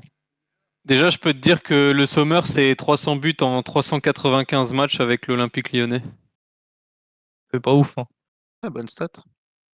Donc voilà, ça c'était pour la parenthèse. Maintenant, pour Nantes, en fait, ouais, moi je suis assez mitigé parce que si je prends bah, du coup le fond du problème aujourd'hui, c'est que Nantes est en train de sombrer vers la Ligue 2, hein, mais un peu comme, je sais pas si vous vous souvenez, mais un peu comme l'année dernière finalement, où ils ont joué avec cette limite assez longtemps. Euh, Cette saison, en plus, ils ont Castelletto qui a été absent quelques matchs. Ils ont Simon qui est encore absent pendant au moins 7 semaines. Et même si le Nigeria ne passe pas, je suis pas sûr qu'il soit complètement de retour ce week-end. Ils ont Mostafa Mohamed qui vient de revenir. Euh, Moi, je suis assez d'accord avec Romain dans le sens où Euh, ces résultats sportifs un petit peu catastrophiques, ils sont tout d'abord dus euh, à ce qui se passe tout en haut. On le sait depuis des années que l'Equita et principalement Monsieur W est un président assez anarchique et incompétent. Et je suis pas sûr que de changer d'entraîneur tous les 6 mois, ça aide aussi à avoir une stabilité dans ton club. Maintenant, je suis partagé sur les joueurs parce que je trouve qu'ils ont vraiment fait des très bonnes opérations ces derniers temps. J'ai envie de parler de Giroto qui a été très bon, de Chirivella qui a été un très bon achat, de Ludovic Blas qui a été un très bon achat aussi. Mais à côté de ça, ils achètent aussi des pingouins. Faut pas se mentir. Maintenant, si la question c'est est-ce que Nantes va réussir à se maintenir cette saison? Ben, franchement, j'ai envie de te dire, pour moi, ça va être de plus en plus compliqué parce que ben, on voit que Lyon se réveille. Évidemment, Lyon va sortir de cette cagade où ils sont enfouis. Clermont, je pense que c'est très mal embarqué. Euh, mais quand tu regardes à côté les équipes qui restent, tu te dis Nantes peut très vite descendre quoi. Et puis ouais, je sais pas, le jeu proposé par Gourvenec est pas étincelant quoi. Alors moi j'aime bien Gourvenec, j'aime bien cet entraîneur, j'ai rien contre lui en fait. Quand je dis que je l'aime bien, surtout. Euh, j'ai trouvé qu'il avait fait du. Il avait entraîné. C'est lui qui a entraîné Guingamp, non? Quand ils étaient en Ligue 1, c'est ça, hein. Ouais, oui. J'ai trouvé que c'était pas mal. Maintenant, le problème, c'est que moi, la dernière expérience de Gourvenec que j'ai en tête, c'est Lille. Et à Lille, il avait quand même un effectif quand même assez conséquent, hein, quand même assez intéressant. Et il avait rien fait, quoi. C'était vraiment chié dessus, comme on dit. Du coup, je sais pas. J'ai du mal à me rendre compte si c'est vraiment un bon choix ou si c'est vraiment genre, oh, il a pas de contrat. Allez, hop, on lui propose un contrat, quoi. Et du coup, je sais pas trop quoi en penser. J'ai très Mais, peur pour le FC Nantes parce que j'ai l'impression qu'ils sont dans la même situation que l'année dernière à la même époque, mais que cette année, ça peut très Pardon. vite mal se repasser, quoi. mais en fait, François, je comprends pas pourquoi t'es si réticent sur Gourvenec. En fait, c'était quoi ton idée? Enfin, toi, si t'étais demain, tu te réincarnes en Valdemarquita. Tu nommes qui? Tu t'imagines dans ton petit costard avec ton petit canari là, sur la poitrine. Qui est-ce que tu nommes à la tête Ouais. de ton équipe? Dis-le-moi. Si tu me réponds Xabi Alonso, Déjà, je te brouille. avant Hein, de mais... nommer un entraîneur. Non, non, non, non, non, non. Non, non, Non, non, François, déjà, si remets je me les mets à choses dans sa leur place, contexte. Tu es 13e de Ligue 1, tu vois que les résultats sont en chute libre. Tu as 5 mois pour Et déjà, révolutionner moi, ton en équipe début, moi, et glaner des points et te faire sauver. déjà, moi, en début de saison, j'ai Aristouille qui est 11e de Ligue 1 juste avant qu'il se fasse limoger. Je le garde jusqu'à la fin de la saison. Je vois Ok. pas Ouais, mais pourquoi je vais le dégager. Il s'est fait lourder pour des histoires qui sont pas sportives. Comme s'est fait lourder le coach Vaïd, comme s'est fait lourder Ranieri, comme s'est fait lourder oui, Campoiré. Il y a eu un peu d'aspect sportif, mais il y a eu l'aspect aussi avec la relation du président. oui, parce que lui, il est pas On d'accord. connaît Mais tous Kita pour son élégance. Voilà. Moi, j'aurais gardé, comment il s'appelle, j'aurais gardé Aristouille sur la saison. Moi, ce qui me gêne dans ce genre d'équipe, euh, déjà, comme disait tout à l'heure Quentin, Nantes s'éteint petit à petit. Et Nantes s'éteint comme s'est éteint dernièrement Saint-Étienne, comme s'est éteint Bordeaux. Il y a des problèmes avec les directions et ça déteint sur le sportif. Et à l'heure actuelle, c'est ce qui est en train de se passer. Saint-Étienne, ça a été petit à petit. Bordeaux, ça a été petit à petit. Et Nantes, depuis 2 saisons, ça se montre. Comme tu disais aussi, toi, Romain, tout à l'heure, la Coupe de France, c'est l'arbre qui cache la forêt. Et là, c'est exactement ce qu'on est en train de voir. C'est que là, bah, la forêt est découverte parce que l'arbre, on vient de le couper. Euh, donc, on les voit sombrer petit à petit. Il n'y a pas d'amélioration parce que le mercato n'est pas Le, forcément euh, ultra intéressant. Tu vends tes joueurs comme beaucoup de petits clubs français, mais tu ne rachètes pas derrière des joueurs qui ont soit de l'expérience, soit qui sont des jeunes, mais avec un fort potentiel. Il y a aussi une chose, c'est que Nantes, il y a quelques années, c'était quand même le meilleur centre de formation dans les années 2000 avec la JOCR et avec Sochaux. À l'heure actuelle, Nantes ne sort plus un jeune du centre de formation. Les derniers qu'ils ont sortis, ça a été Quentin Merlin et le petit Zézé. Et encore, il est mis par Gourvenec parce que Gourvenec ne veut pas de Palois sur le terrain. C'est tout simple. Alors que Zézé, il n'est pas exceptionnel. C'est pas un Léni Yoro comme on a à Lille. Donc déjà là-dessus, tu perds ton centre de formation. Sur le terrain, sportivement, c'est le néant et tu mets un entraîneur qui, pour moi, n'a pas l'étoffe de redresser une équipe. Gourvenec, pour moi, n'a pas cette étoffe-là. À Guingamp, il avait le projet de A à Z. Il est arrivé au compte-gouttes, on lui a mis une équipe et on lui a dit démerde-toi. Et c'est pas un entraîneur qui de ce va que j'ai éteindre le feu. vu, C'est pas du de, tout un de, entraîneur comme ça. de ce que j'ai vu du match Je de le vois pas le. de ce que j'ai vu du match de Lens, je trouve ça quand même encourageant ce qui s'est passé. Et ensuite, pour revenir sur le fait que l'ancien entraîneur se soit fait lourder, il faut remettre dans le contexte que cet entraîneur n'avait pas son diplôme d'entraîneur. Donc le FC Nantes était obligé de payer des amendes à chaque match où son coach était présent sur le banc. Et dans un club où la situation Comme financière a fait Reims. peut être tendue, Reims, je pense qu'ils ont des finances relativement saines.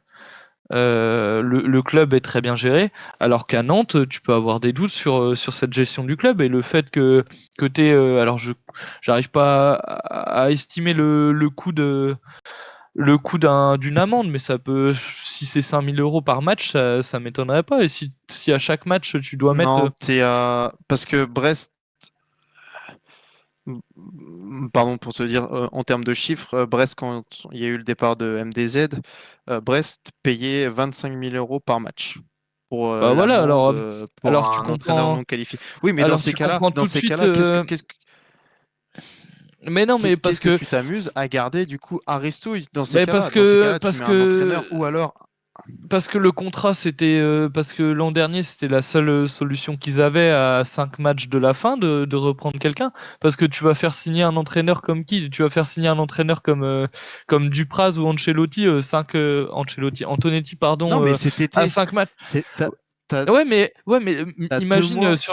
imagine sur le contrat. Enfin, peut-être ils se sont mis d'accord sur le contrat avec une clause disant.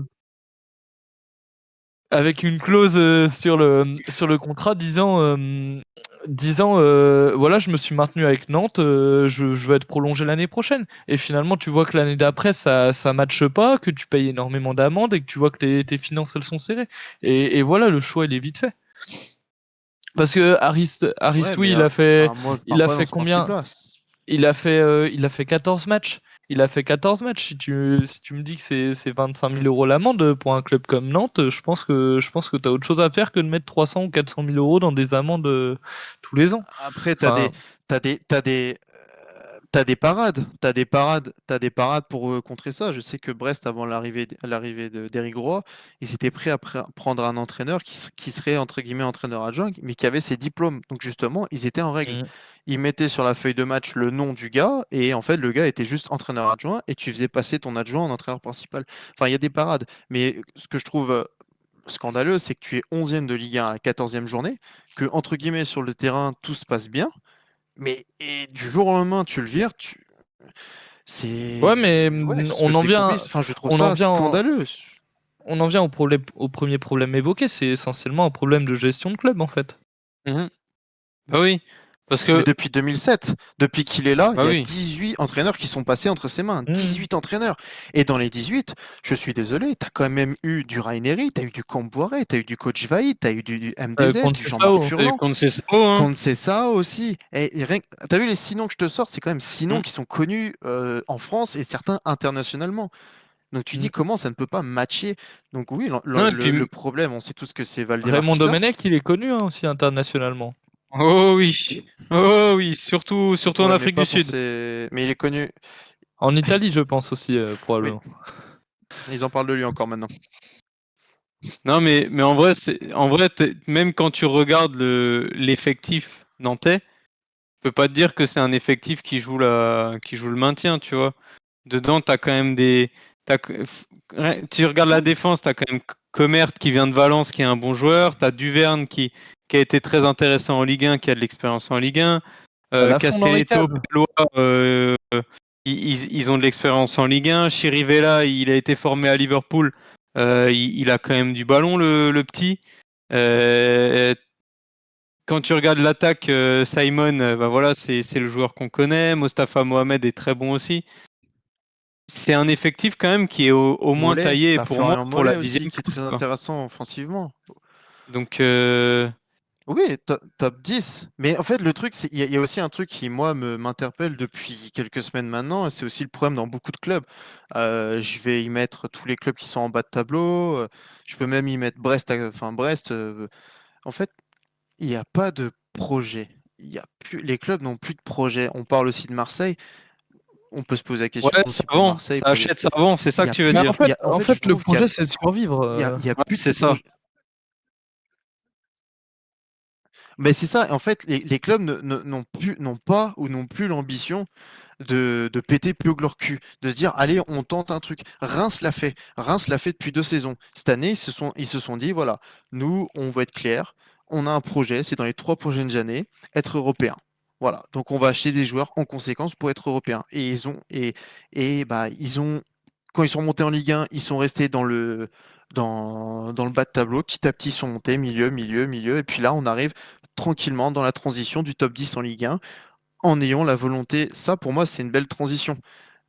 Un club comme Nantes, un club comme Lorient, un club comme Brest, euh, Metz, Clermont, en fait, c'est des clubs qui sont là juste pour la survie. Ils arrivent en Ligue 1, mais il n'y a pas de projet. Les centres de formation sont à l'arrêt complet. Il n'y a plus un jeune qui sort. Tu vas peut-être en avoir un et qui va sortir, mais tous les 10 ans. Le dernier que je peux te citer à Brest, je fais te sortir Magnetti C'est Bruno ou Grougy. Larsonneur. Voilà les derniers Brestois. Non, Bruno, il vient pas, il est pas breton à la base. Il est pas breton. Oui, il y a Axel Camblan, mais merci numéro 10. Il y a Axel Camblan, mais depuis, il n'y a rien. Nantes, il n'y a pas eu un mec depuis un bon moment, à part Yeye, Zézé, là, Pépé. Lorient, il n'y a pas un mec qui sort du centre. Il y a eu Théo Lebris, mais c'est pas non plus une flèche, le gars, je suis désolé. Metz, il n'y a pas un mec qui sort. C'est Bah, juste des gars, ils sont en mais c'est association avec des Je différent. suis clubs pas africains d'accord. qui Je les suis pas ramènent, d'accord paf, avec paf, Metz. voilà. Je suis pas d'accord avec Metz. Mais c'est différent, c'est qu'il y a l'affiliation avec le club africain qui fait beaucoup de bien. Les Sénégalais qui arrivent à Non, Metz, mais voilà, c'est. c'est pour ça. Non, non, mais t'as raison. Mais après, Oui, pour voilà, mais il n'y revenir aurait pas sur ça, Nantes, ce oui, serait le néant. Nantes, ouais, on sait que c'est. En fait, on sait que c'est la présidence, mais le problème, c'est que sur les dernières saisons, le sportif a réussi à peu près à l'emporter sur l'extra sportif et la présidence du club. Mais comme tu l'as dit, Bordeaux et Saint-Etienne en sont arrivés à cette limite et se sont effondrés. Ben, j'ai peur que Nantes fasse la passerelle, alors peut-être pas cette saison, hein. Évidemment, je suis pas en train de dire qu'ils vont descendre, tu vois. Mais ils sont Non. peut-être en train de faire la bascule et de potentiellement arriver dans le moment où l'extra sportif il balance vraiment trop et tu te retrouves à être en fait mentalement détruit. Et cette situation, en fait, la situation qu'on évoque là de l'entraîneur qui est jeté alors qu'il est 11e de Ligue 1, que tout se passe à peu près bien, ben, ça me fait penser en fait à la situation troyenne la saison dernière.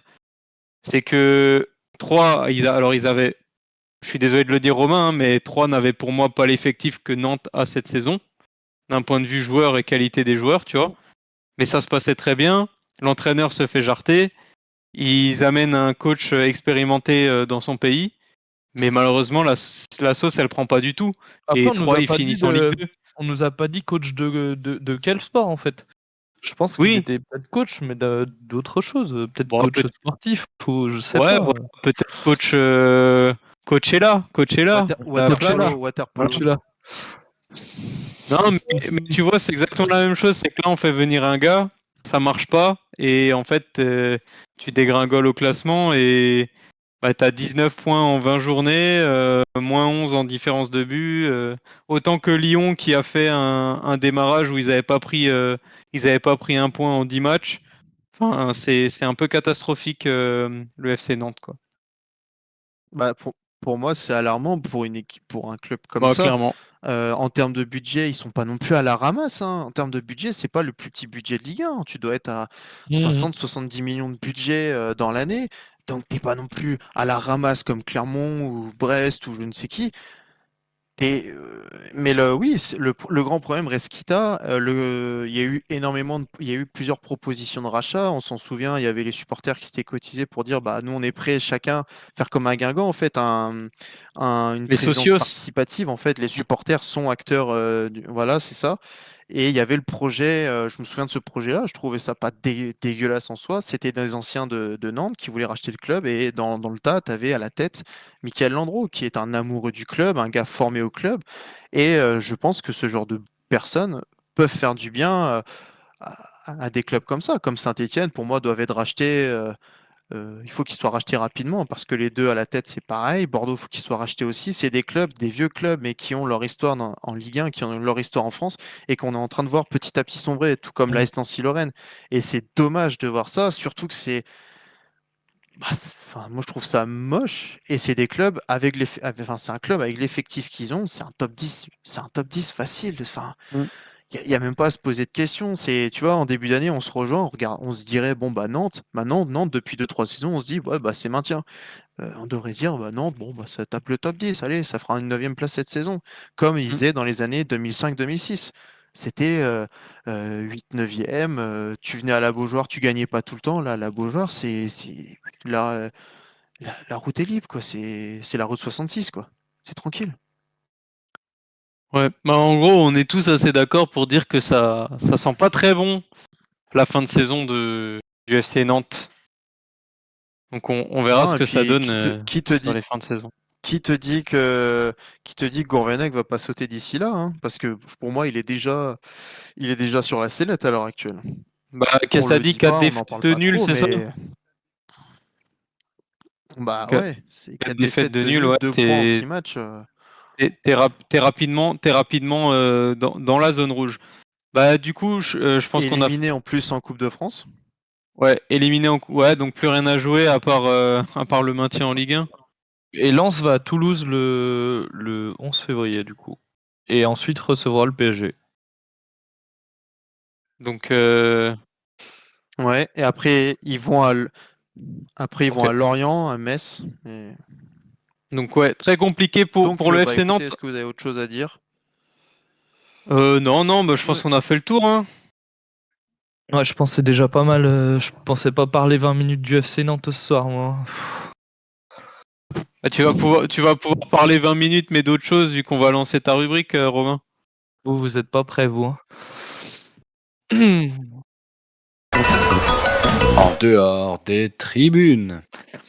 Alors les gars, ça fait un moment qu'on s'est pas vu. Je suis de retour pour vous jouer un mauvais tour. Le J'allais dire, monsieur le technicien, on a un petit problème de caméra. J'aurais dû te mettre comme ça. Non. J'aurais dû me mettre comme ça. Comme ça. Mais après, j'allais cacher un des deux goths qui m'entourent. Alors, du coup, on a assez parlé de Ligue 1 ce soir. J'ai décidé de me tourner déjà vers la Ligue des Champions, puisque la semaine prochaine, c'est la reprise de cette compétition emblématique. Pour ce soir, là, en dehors des tribunes, est un peu spécial, puisque je vais mettre le club de cœur de François sous les projecteurs et fêter les 10 ans de qualification du PSG en 8e de finale de LDC d'affilée. Et je vais proposer un petit jeu qui sera élimination en 8e ou pas élimination.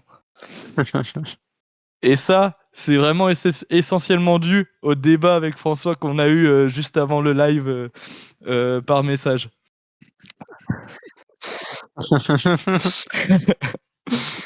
Ça porte ses fruits au moins d'avoir fait ce genre de débat ensemble. Je vais donc vous demander de me citer les 8e de finale de LDC du PSG depuis la saison 2013-2014.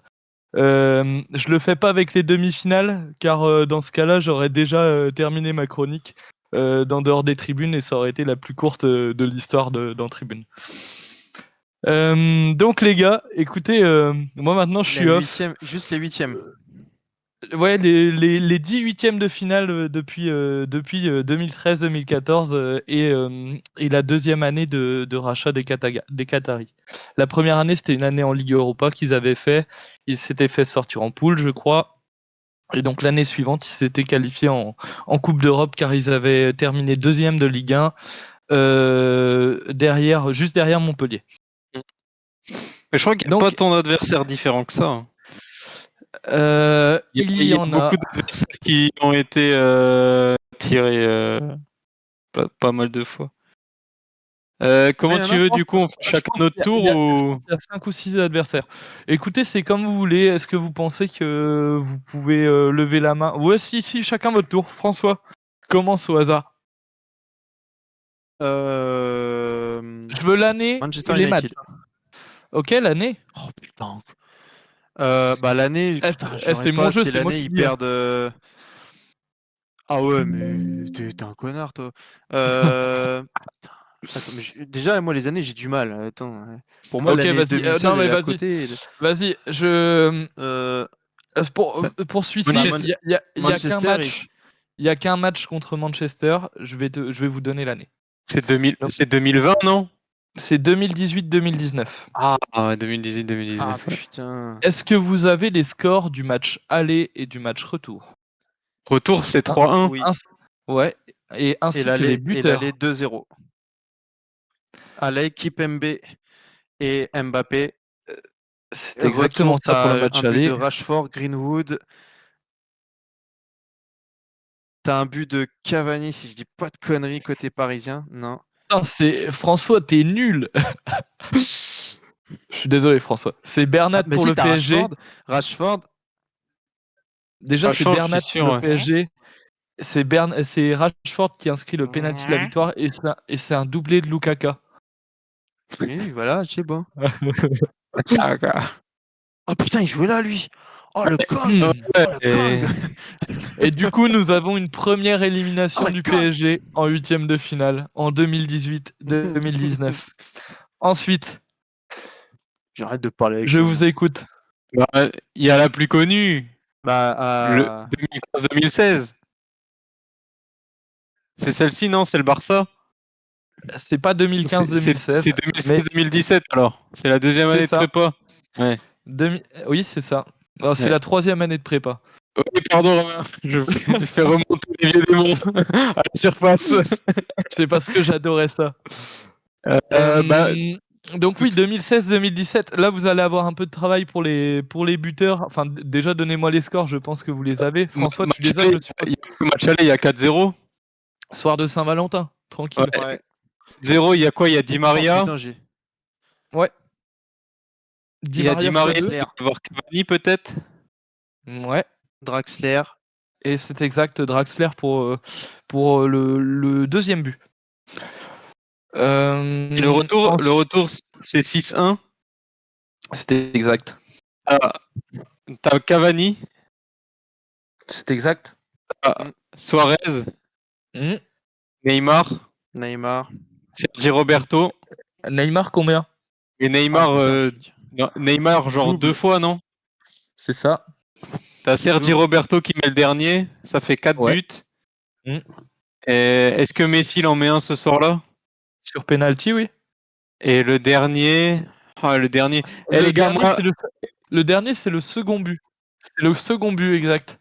c'est un Bien joué contre le son camp. Tecos. Bien joué le Tecos. Et moi ce match-là, j'ai arrêté de le regarder à l'entrée d'André Gomez, donc j'ai pas tout vu. Parce que j'ai boycotté les matchs d'André Gomez pendant un certain temps. Pour quelle raison? Parce que je l'ai trouvé abominable et que j'aimais pas voir ça au Barça. Du coup, je l'ai vu que dans Remontada, moi.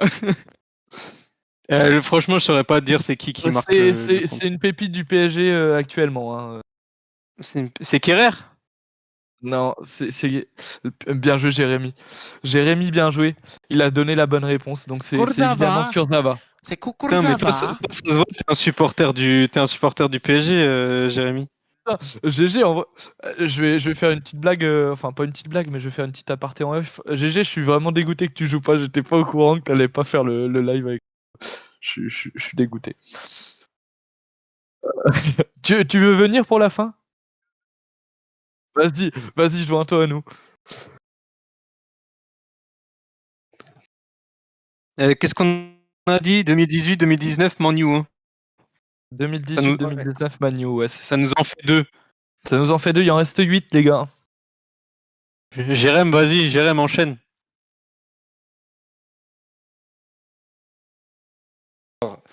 Bonsoir à vous, bonsoir à vous. Ça me manquait de pas parler un petit peu. Il y a forcément un match contre le Real.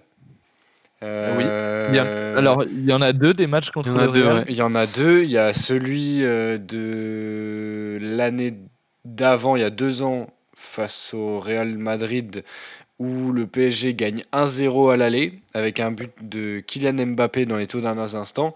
Et il y a le match retour où il y a 3-1 avec un triplé de Benzema qui répond à l'ouverture du score de Mbappé. Et t'en as Ah bah un bah. deuxième qui est... Salut il est Caro. chaud. Deuxième, c'est le carton rouge oublié de Marcelo. Ouais, Et ça doit. Et c'est j'étais juste encore après chez la mes darons. remontada. Ouais, j'allais dire ça doit être 2017-2018. Il Un truc comme ça. est entre les deux, il est entre la remontada du Barça et le Manchester Ada. C'est l'année de la exactement Coupe ça. du Monde. C'est l'année de la Coupe du Monde. Ouais. C'est ça. Et ça doit être 2-0 à l'aller, 3 en retour, un truc comme ça. Pour le Real à chaque fois. Alors, c'est 3-1 à l'aller. C'était à Bernabeu. Ouais. Et le retour, c'est 2-1 pour le Real. Ah, 2-1, ok. Et donc- du coup, le plus récent, c'était quoi il y a 2 ans? 2020. Et le plus récent, c'était 2021-2022, pardon. Ouais. 2021-2022. Et donc, pour les buteurs, vous avez quelque chose. Il y a, Jérémy, t'as dit il y a quelque chose. CR7 Ouais. qui marque. Alors, il doit peut-être marquer à l'aller, non? Il marque 2 fois à l'aller, effectivement.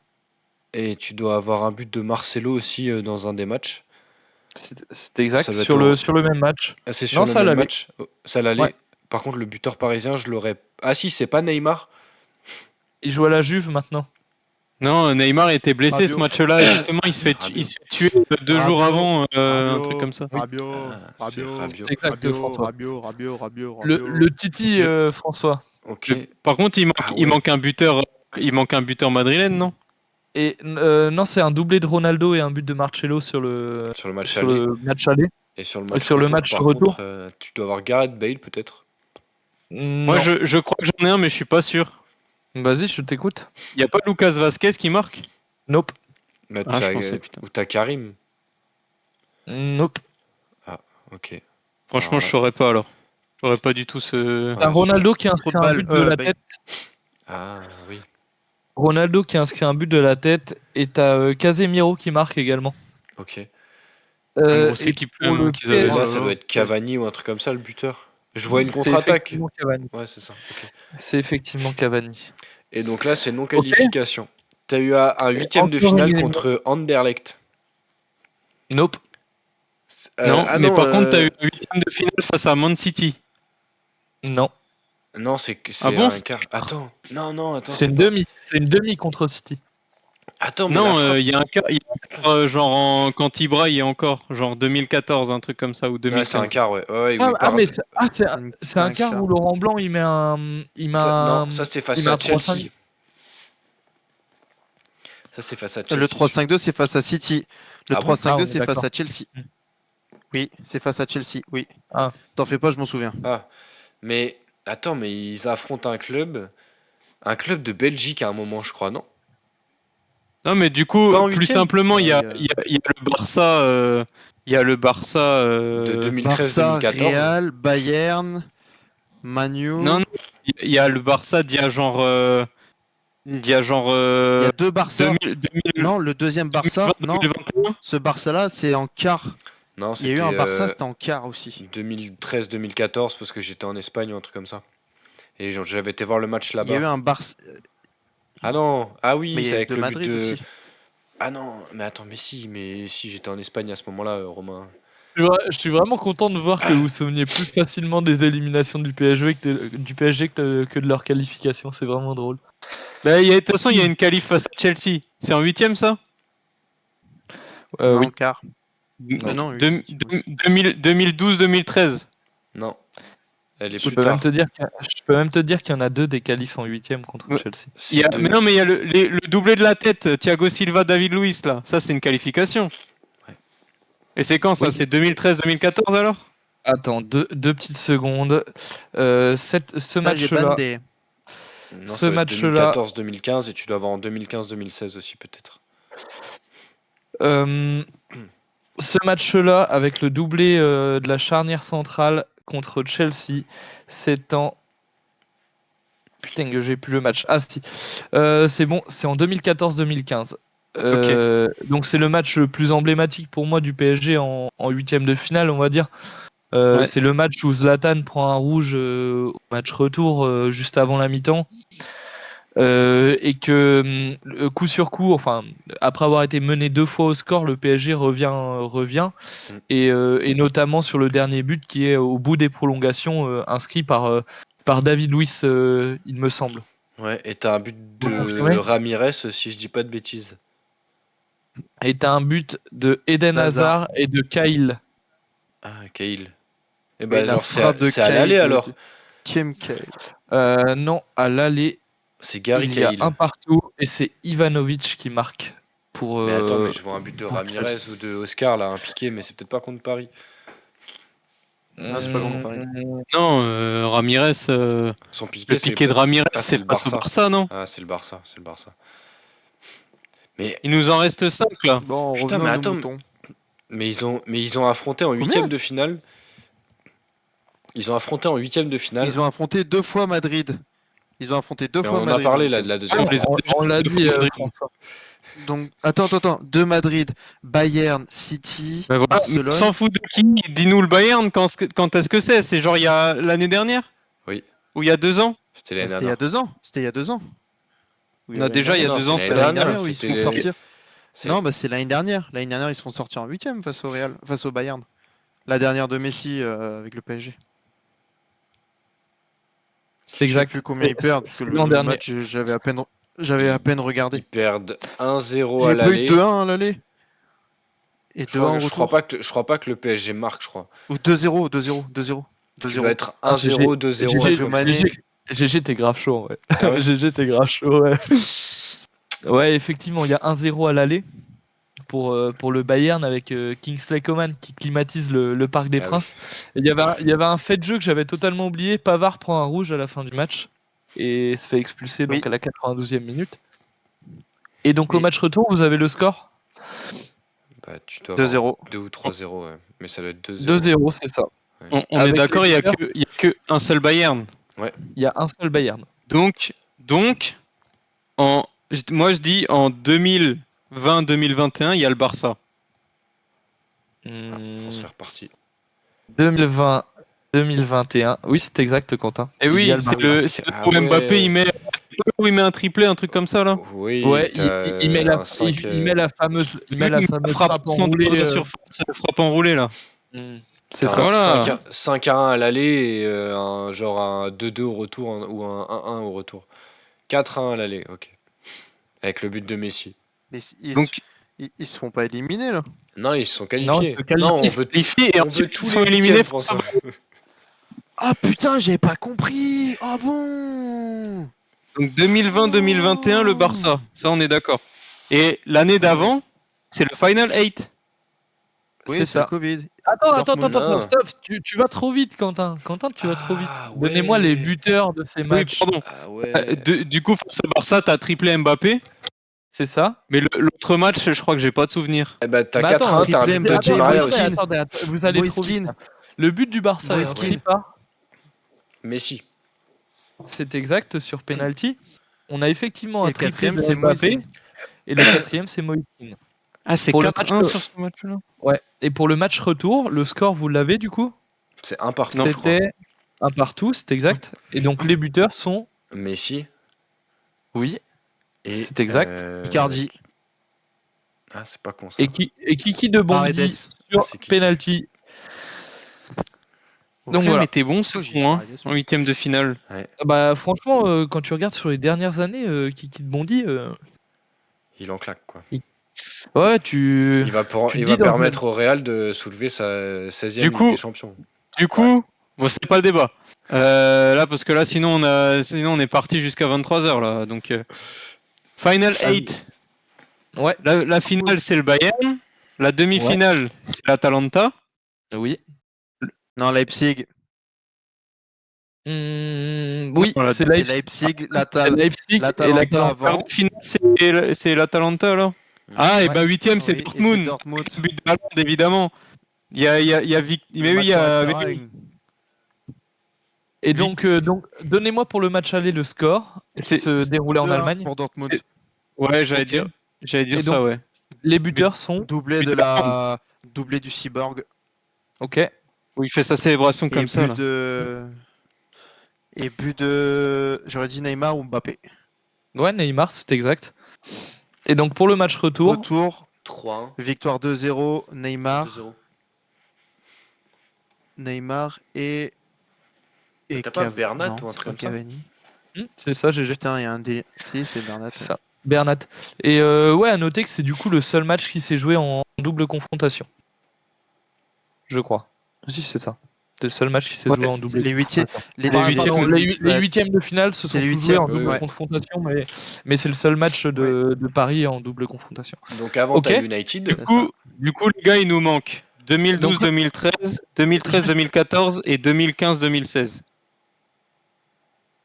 2012-2013, c'est. Mais c'est lors d'un huitième que Zlatan il claque sa volée là à 150 Mais je km/h. vois de quel but tu Non, parles. de groupe. ça, C'est en ça, poule. c'est Anderlecht. Ça, c'est Anderlecht. Putain, c'est en j'en poule. peux plus ça. Bon. Mais Ce ils but-là, affrontent, ce but-là, c'est le top 3 des buts que j'ai vu dans ma vie, je pense. ils affrontent une deuxième fois Chelsea déjà. Ouais, Oui. Et donc Deux ça fois doit Chelsea. être, c'est vu le Chelsea, c'est 2014-2015. 2015-2016. Ouais, 2015-2016, ouais. C'est exact. Ils affrontent Ok. deux fois Chelsea en huitième, ouais. Donc on a les deux Chelsea. Maintenant, les scores, je pourrais pas te dire. Absolument pas. Ah, et c'est en 2012-2013 où ils gagnent en huitième et qu'ils affrontent le Barça en quart. Ah, j'étais en Espagne à ce moment-là. Ok, c'est bon. Où Suarez met un Non, petit pont à ouais. David Luiz et Ouais. enroule une frappe dans la lucarne derrière. Ouais. Et bah ce but, c'est top 3 des buts que j'ai vu dans ma vie. Bref, Parce que Chelsea, c'est pas l'année, pas Quentin. la lucarne à 1m50 de haut, c'est la lucarne, la vraie lucarne. 2015-2016. Chelsea, c'est 2015-2016. Mais je pourrais absolument pas dire. Et si je sais. Et c'est cette si, année-là où si. ils affrontent City au quart. Et ils sont éliminés en quart de finale. Oui, et c'est cette année-là où Zlatan se fait exclure. Non, c'est pas ce même Non. match. Non. c'est c'était l'année match, d'avant. C'est l'année d'avant. Par je crois que contre, tu as sur 1-1 ce et huitième de 2-2, non finale-là, Non, T'as c'est au match. un C'est l'année d'avant où t'as deux matchs nuls, Jérémy, et c'est la règle du but à l'extérieur qui élimine Chelsea. Non, mais ils ont enfilé Chelsea 2 fois d'affilée. Et bah c'est Ouais. 2-2 et genre 2-0, Et- un truc comme ça. Et vous savez quoi? L'année 2012-2013, je me demande si le PSG joue pas Chelsea déjà en quart de finale, Et après avoir sorti une certaine équipe. Mais je sais qu'il y a un moment, il y a eu un enchaînement de Chelsea. Hein. Il y a eu le Bayer Leverkusen en huitième de finale. Mais bon, aussi. Bon, on en est où là? On en est à On est à le score de Chelsea. Pour l'instant, on est à 2016. Chelsea. Ok. Je sais absolument. Un match nul à l'aller et une victoire au retour du PSG. Mais je pourrais pas dire le Non, résultat j'ai pas de match exact. nul dans mes petites stats. Putain, je sais pas du tout, Ah bon mec. Franchement, cette saison-là, Ouais, je me ouais. souviens juste du quart de City parce que j'étais chez moi et je l'ai vu. Et le buteur de Chelsea, vous me le trouverez jamais. Voilà, Impossible. c'est qui c'est qui encore? C'est Ryan Bertrand, c'est Salomon Kalou ou quoi? Obi Michael, un truc du style, non Ou- C'est Obi Mikel. Oh là, John Obi. Et, Putain, et donc pour aucun le souvenir. PSG, c'est la doublette infernale de devant avec Zlatan et Cavani. Bon. Cavani était d'ailleurs remplaçant à ce moment-là. Ou le con. Pour le match retour, donc il n'y a pas eu de match nul, donc le PSG s'impose à Stamford Bridge. Est-ce que vous Comme d'hab. pouvez me poser des choses pour les buteurs peut-être? Diogo Costa. Non, c'est Diego, si, Diego, c'est pardon. Diego, oui, si, c'est Diego. Diego Costa, pardon. C'est pas le gardien Ouais, de. c'est ça. Ouais, après, il y avait un Youp. Douglas Costa également qui jouait à la Juve et Ouais, au au Bayern. Bayern. Il y a aussi Diogo Costa, le gardien de Porto. Oui, c'est vrai. C'est pour ça que j'ai dit Diogo Costa en fait. Et ensuite, pour les buteurs du PSG, donc il y a du classique et il y a du moins Il classique. y a Maxwell. Oh, il y a Ibra. Il y a Ibra, Ibra. c'est exact. Il n'y a pas Maxwell. Rabiot. Et il y a Véronique, exactement, c'est ça. C'est ça. Bon, maintenant, Ok. 2012, 2013, 2014. Ah, apparemment, c'est le Bayern. 2013-2014 face au. Le Bayer Leverkusen. Oui, et grosse branlée. 2012-2013, il n'y en a pas, Quentin. C'était, ça, c'est l'année Ah où bon ils sont en Ligue Europa. Ils se font sortir poule. Il en Par contre, reste qu'un 2013-2014, effectivement. Ouais. 2013-2014, aller 4-0 pour le PSG au Bayern Arena. Au Bayern Arena. Bayer Arena. Bayern Arena. Bayern Arena. Et le retour, pareil, gagne genre 2-0, un truc du style. Et l'aller, je me souviens, il y a une belle branlée, 4-0. Il y a eu un but de 4-0, Matuidi. c'est exact. 4-0, c'est exact. Il y a effectivement un but de Matuidi. Il y a un doublé de Zlatan Ibrahimovic. Et il y a un but d'un Et il y a petit eu un Français. Moussa Diaby. Non, non, mais pour le PSG. Oui. Ah, mais Moussa Diaby était peut-être déjà. Oui, oui. C'est. Oh, c'est Ouais, peut-être mais c'est un peu vieux. C'est un peu vieux. pas Stambouli. Pas Non. Stambouli. Oh, putain, il y a eu ce con là au PSG. Oh, Lucas Digne. Mamadou Non. Sakho. C'est un Cabaye. ancien Lillois. C'est un ancien Ah, Lillois, c'est exact, Cabaye. c'est Cabaye. À noter qu'il y avait Hugminson Cabaye. dans l'équipe du Bayer Leverkusen à l'époque. Ouais. Putain. Il y avait l'attaquant Kisling. Il me dit quelque chose, il est passé Ah en Ligue oui. 1, lui, je crois. Stéphane Kisling. Kisling.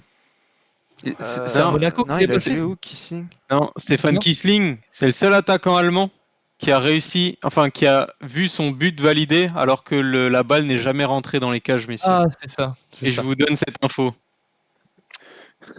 Et là, je vois Jérémy qui ne comprend pas tout. Si, mais je me rappelle plus de sa tête à lui, mais son nom me parle, mais je Il me a rappelle les plus. cheveux blonds bouclés. Genre vraiment, c'est une asperge de type hyper grand. Il prenait toute la tête en fait. Ça centrait Peter sur sa Crouch. tête, il prenait toute la tête. Il a pas joué en Ligue 1, ce mec-là. Non, Stéphane Kisling, non. Ah, lui, ouais, d'accord. Ok, je vois. Ouais, non, il a fait Nuremberg, Bayer Leverkusen entre 2006 et Ah, exact. 2018. Putain, 444 440 même. matchs. Ouais. Vache. Stephen Bref. Kisling. Ok. Et donc Ah, c'est une légende au Bayer Leverkusen. et donc le dernier match dont on va parler, c'est le match retour contre le Bayer Leverkusen, qui s'est soldé par une victoire du PSG sur le score de 2-1. Ouais. Je vais vous laisser chercher les buteurs. Stéphane Kisling. C'est faux. Hugminson. C'est faux. personne. Il y avait qui Bernd Il y avait Leno. qui Non, il y avait Bernd pas. Leno aussi.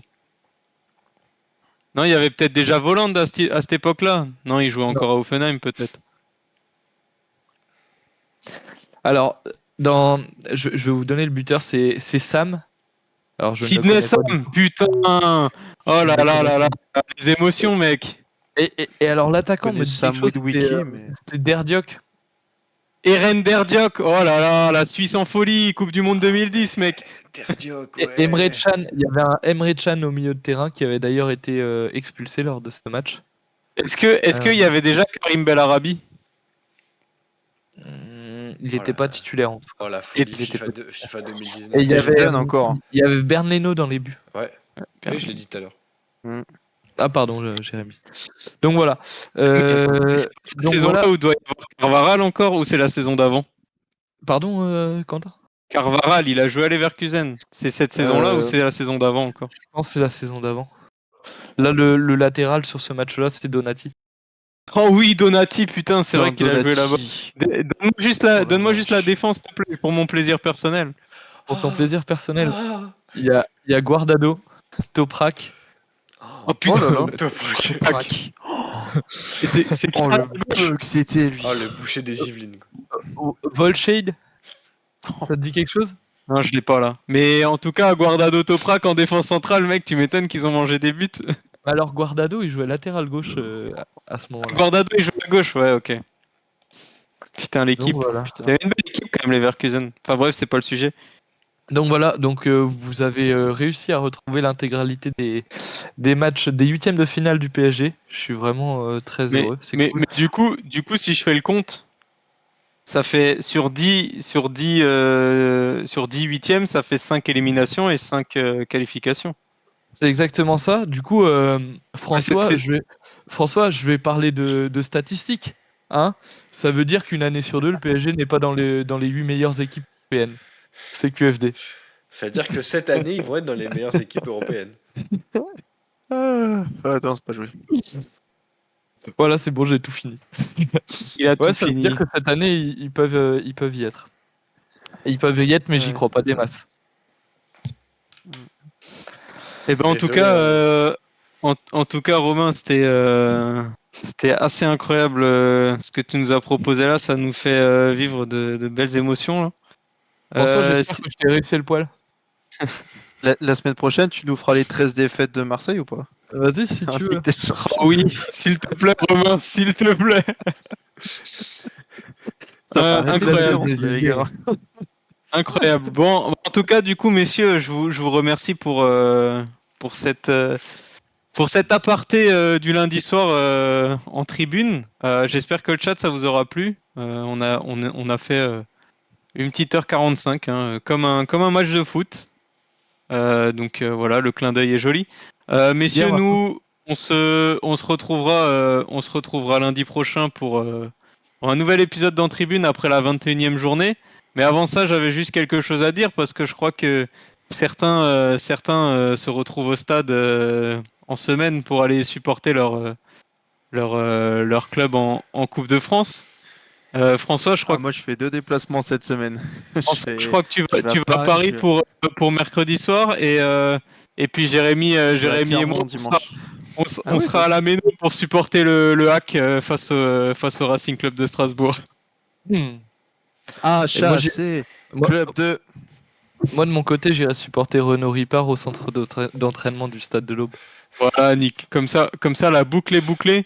La boucle est bouclée. Pour finir, Merci, François, Caro. tu disais que Rennes n'avait pas perdu depuis un mois et demi ou je sais pas combien de temps. C'est dommage que Ouais. cette série s'arrête demain soir face à l'ogre sochalien. Mais bon, ça c'est une autre histoire. Messieurs, sur ce, bonne soirée. Et puis à la prochaine. Ciao le chat, ciao tout le monde. Salut.